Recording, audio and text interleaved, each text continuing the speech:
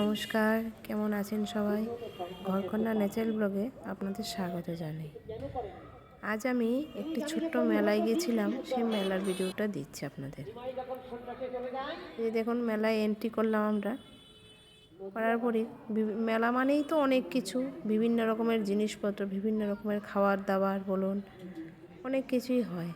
খেলনা থেকে ধরে মেয়েদের রান্নার জিনিসপত্র সামগ্রী, সাজের সামগ্রী, সব রকমের ভ্যারাইটিস দোকানপাট আছে। আমরাও কিছু কিছু করে দেখতে দেখতে চলে যাচ্ছি। আর মেয়ের বায়না ধরেছে যে একটু মেলায় নিতে হবে। আর মেলাটাই না, আমাদের পাশাপাশি একটি মেলা, মাঠে মেলা বসেছে, প্রতিবারই বসে। ঠান্ডার মধ্যে একটু যেতে ভালোই লাগে। আবার অনেকে আছে ঠান্ডায় বেরোতে চায় না, হয়, কিন্তু মেলা নাম শুনলে না একটু মনটা খুব খুশি খুশি মনে হয় যে একটু মেলায় যাব। আমাদের এত না হলেও বাচ্চাদের তো খুবই পাগল করে, মেলায় গিয়ে এটা চড়বে সেইটা চড়বে। তবে আমার মেয়ে এখন বড় হয়েছে, তো এখন সেই চড়ার বায়নাটা আর অত করে না, কিন্তু একটু ঘুরতে যাবে, একটু এটা সেটা খাবে, ওর সেটাই আনন্দ। এখানে দেখুন আবার একটু বাউল গান হচ্ছে। নিমাইকে নিয়ে বিভিন্ন রকম কথা বলছে। নিমাই সন্ন্যাস কীভাবে গেল, কীভাবে তার মায়ের সঙ্গে কথাবার্তা হয়েছে, সব কিছু ওই নিমাইকে নিয়েই বলছে।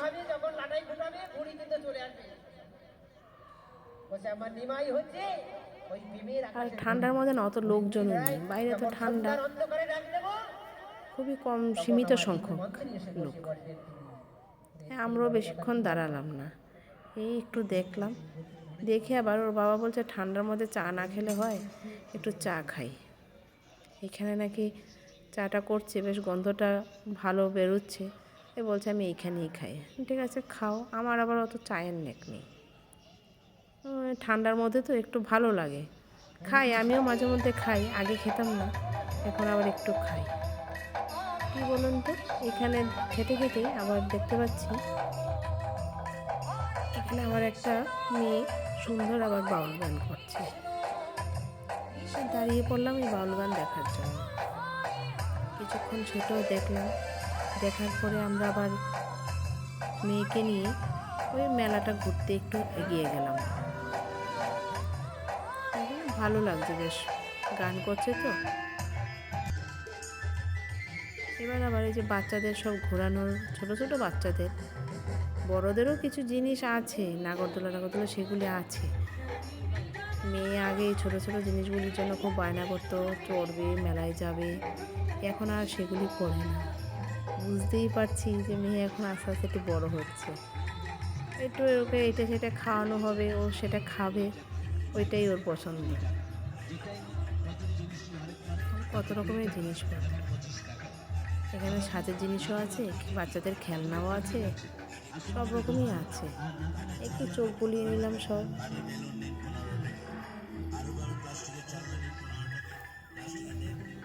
বিভিন্ন রকমের জিনিস, ভালো লাগে, দেখতেও ভালো লাগে।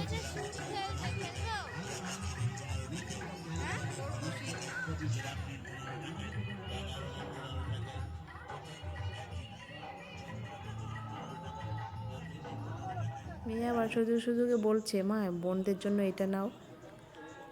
বোন মানে ওর মাসির মেয়ের কথা বলছে। আমার বোনের এই কিছুদিন আগে রিসেন্ট টুইন বেবি হয়েছে, কিন্তু আমার খুবই খারাপ লাগছে, আমি একটু দেখতে যেতে পারছি না। নিজের মনকেই আমি বোঝাতে পারছি না যে আমি একটু দেখতে যেতে পারছি না। এই সংসারে চতুর্দিকের কাজ থাকে, বিভিন্ন রকম সমস্যা থাকে, জানেনই তো, সব নিয়ে আছি।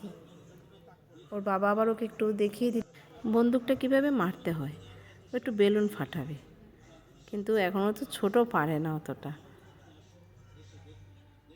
যাই হোক, একটু তো চেষ্টা আছে, করবে, ওরও ভালো লাগছে। বাবা ফাটিয়ে ফেলছে কিন্তু ও পারছে না। আবার এখানে এসে দেখুন বল ছুড়বে, ওই খেলাটাও নাকি খেলবে। মানে খেল, এখন আর বললাম না ওই সব চড়া টড়ার ব্যাপার নেই, এখন হলো এইগুলির দিকে একটু দেখি কি হয়।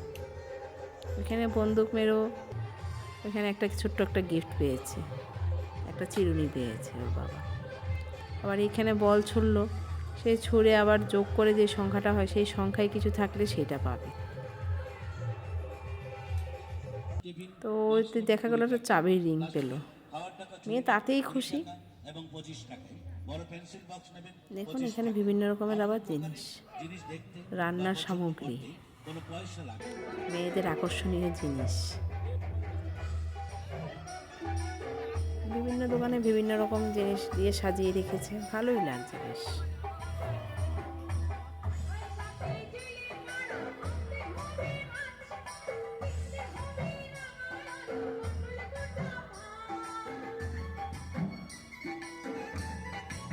এবার ওকে মাঝে মধ্যে জিজ্ঞাসা করছি কী খাবি বল, কী খাবি বল। ও কিছুই বায়না করছে না যে না এটা খাবো সেটা খাবো, কিছুই বলছে না।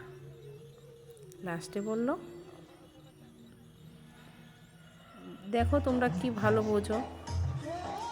তারপর আর কী করবো, একটু মোমোর দোকানে নিলাম। বলছে, জিজ্ঞেস করলাম যে মোমো খাবি, বলে হ্যাঁ তাহলে দাও। তাই ওকে আবার একটু মোমো দিলাম। এবার গরম তো, সঙ্গে সঙ্গে সদ্য গরম করে দিয়েছে। ও হ্যাঁ হাতে নিয়ে খেতে গেলে একটু অসুবিধা হবে, আমি আবার একটু খাইয়েও দিলাম। এবার আবার বাড়ি যাওয়ার পালাতে, যাওয়ার পথে একটু জিলিপি কিনে নিলাম। আজ তাহলে এই পর্যন্তই, দেখা হচ্ছে আবার পরের নতুন কোনো ব্লগে।